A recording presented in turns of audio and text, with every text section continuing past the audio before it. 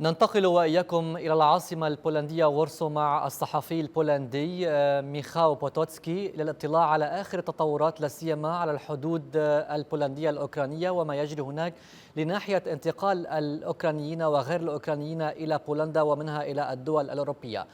سيد بوتوتسكي، بداية أهلا بك في أخبار الآن. هناك أعداد كبيرة، يعني موجات نزوح ولجوء كبيرة تتجه نحو الحدود البولندية ومنها إلى داخل بولندا. بداية، كيف يمكن أن تصف لنا المشهد هناك؟ Well, this is the biggest wave of refugees in the history of Poland. According to the official data, it is already more than 1 million people, probably 1,200,000 already came to Poland.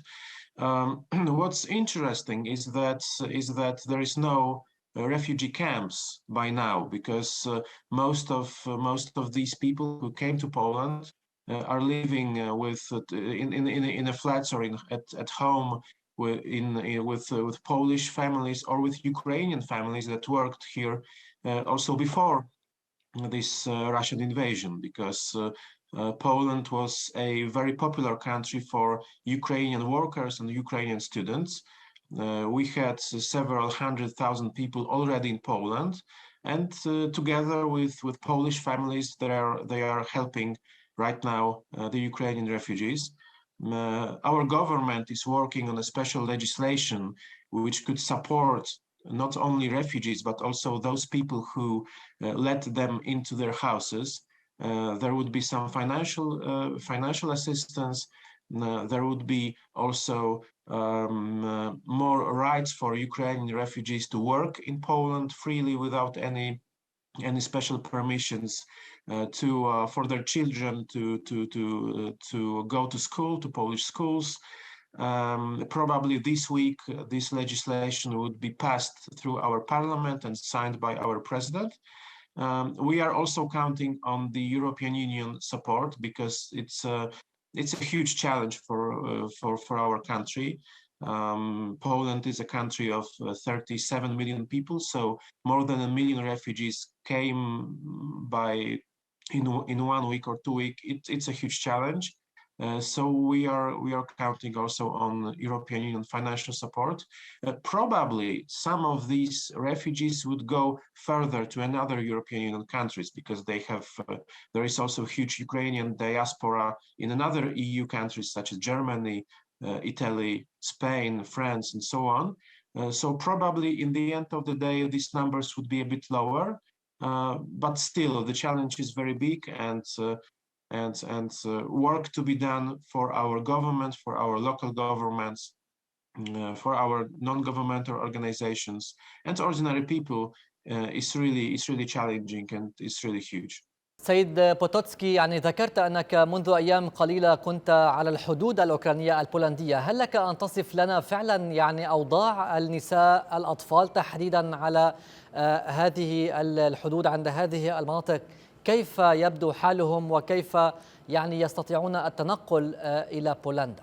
I've been to Ukraine also. I came from Ukraine. I came back from Ukraine 1 week ago.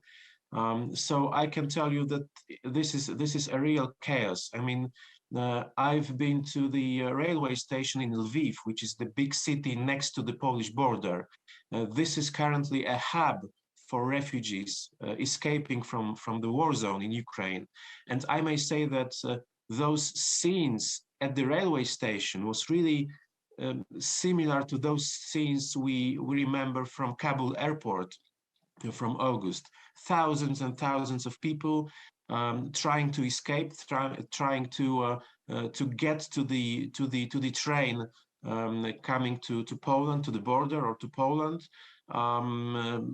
Majority of them are women and children, because the Ukrainian state doesn't let male to leave the country, male between 18 and 60-year-old. So if you don't have your own car, you have to go by train, or you have to go even on foot. And currently the situation is better, but 1 week ago there were huge queues on the border. People by car, they could stay for 2 or 3 days to cross the border to Poland, and some people also stay on foot without cars on the border in a queue to be proceeded to and to be led to enter Poland. Weather was very bad. It was at night. It was below zero. So the situation was really dramatic.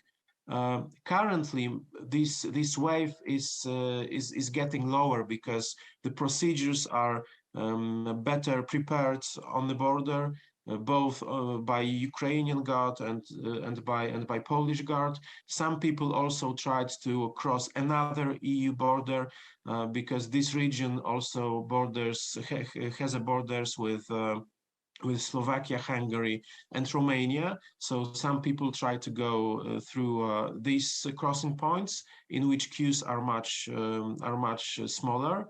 But the situation was, you know, it could be described as a on the border of humanitarian catastrophe. Currently, it's much better, but in the very beginning, it was just disastrous. It was total chaos.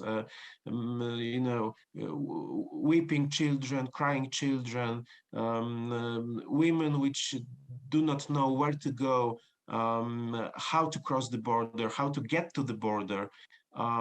Many volunteers also who are helping those people, volunteers both on both sides of the border. In Ukraine, there are, for example, in Lviv, this big city next to the border, the stadium has been changed into a special refugee center where you can stay for 1 or 2 nights. There are beds, there are water, there is electricity, there is food. There are many people helping those women with children who are trying to escape from Ukraine, and also the same situation on the Polish border. Many of my friends, ethnic Poles, but also ethnic Ukrainians living here, ethnic Belarusians, and even ethnic Russians living in Poland, are helping those people are, for example, renting buses and renting private cars to help those people to come from the border, to drive from the border to some big cities in Poland, to Warsaw, but also to another cities.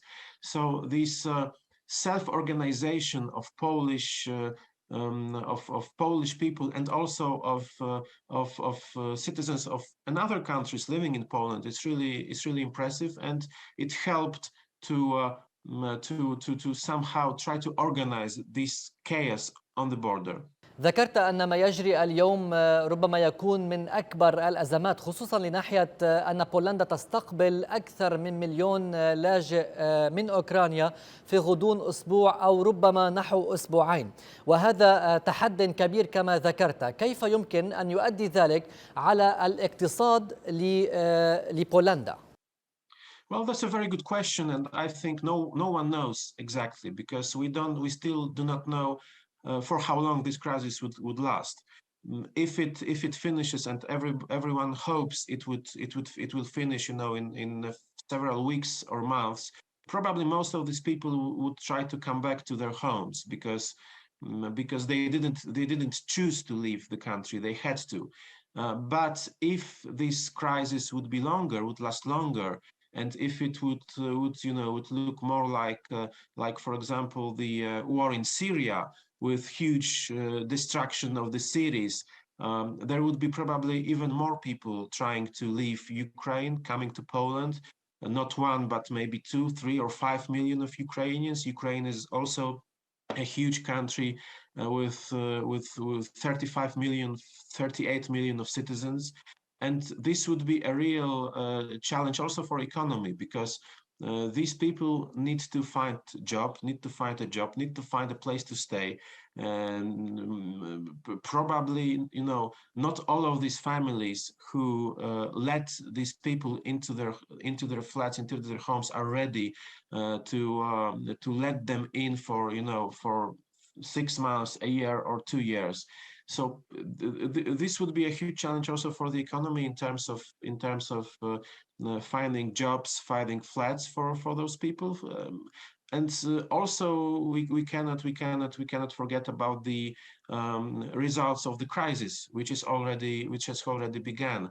Our national currency, I mean, the dollar and euro are getting more and more expensive in terms of our national currency. The inflation has risen substantially. There would be a problem with energy resources because majority of energy resources of gas and oil that is used by Poland is coming from Russia, and now the Western countries, also Poland, is thinking, where should we buy these resources? We shouldn't buy these resources from the aggressor state. So we are looking for another sources of oil and gas, probably Arab countries, probably United States, maybe Norway, maybe Denmark. There would be probably more expensive, so the cost for the economy would be also bigger than until today. It is a challenge for almost all of the branches of the economy, and currently probably no one knows for sure what would be the effects in the long term, because we still don't know for how long this crisis and this war would last. سيد بوتوتسكي، هل تستقبل بولندا كل اللاجئين الذين يأتون من أوكرانيا أم أن هناك معايير يتم اتباعها؟ Well, the Polish government says that all people who are leaving Ukraine can cross the border with Poland. We know that in Ukraine there were a lot of students from all over the world, especially from Asia, from the Middle East, but also from Bangladesh, from India, from Pakistan.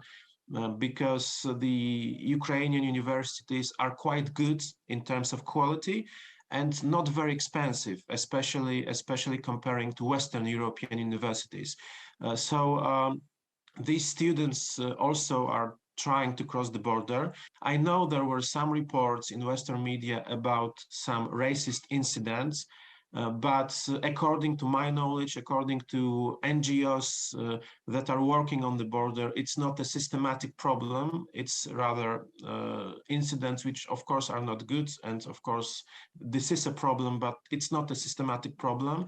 I know many people with another citizenship, not Ukrainian citizenship, but another citizenship, are also here in Poland. According to the scientists, to the migration specialists I talked to, a majority of non-Ukrainian citizens do not want to stay in Poland. They would like to either go back to their native countries or to go to Western European states with bigger diaspora, right? In Poland, we don't have much Middle East diaspora. So probably if these people would like to stay in Europe, they would rather find their way to go to Germany, to France, to Belgium. But according to the rules, according to our Polish law, each and every people who is trying to escape from Ukraine is welcome in Poland.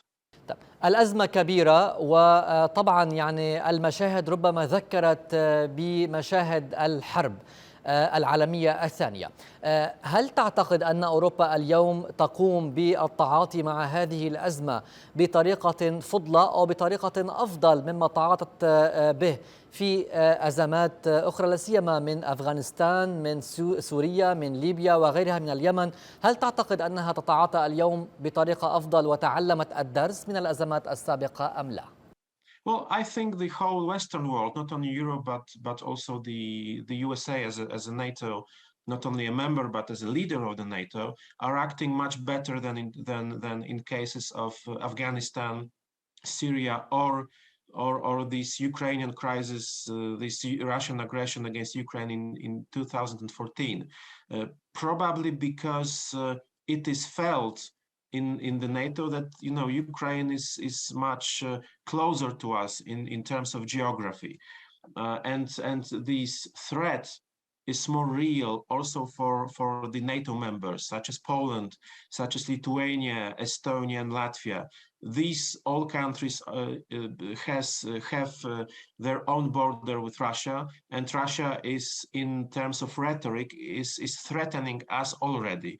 So probably it is easier for our politicians and for European politicians to acknowledge that this is also a threat for us. That's why it is easier for them to make decisions to support Ukraine with weapons, to support the Ukrainian people coming to our countries, and to support Ukrainian in a diplomatic way, political way, and also to persuade the governments of the Western European countries and of the United States and Canada to put the strongest possible sanction on the Russian Federation.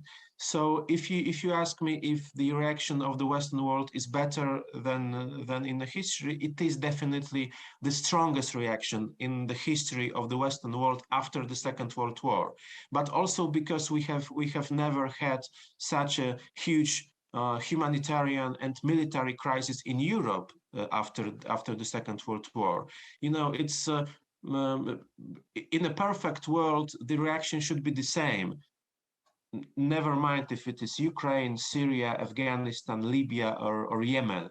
But in a real world, you know, the closest the crisis is, the strongest the reaction is, unfortunately. Probably fortunately for the Ukrainians, unfortunately for the citizens of another countries in which there are some military activities. But this is the reality, and probably this is the reason of these differences in terms of reaction.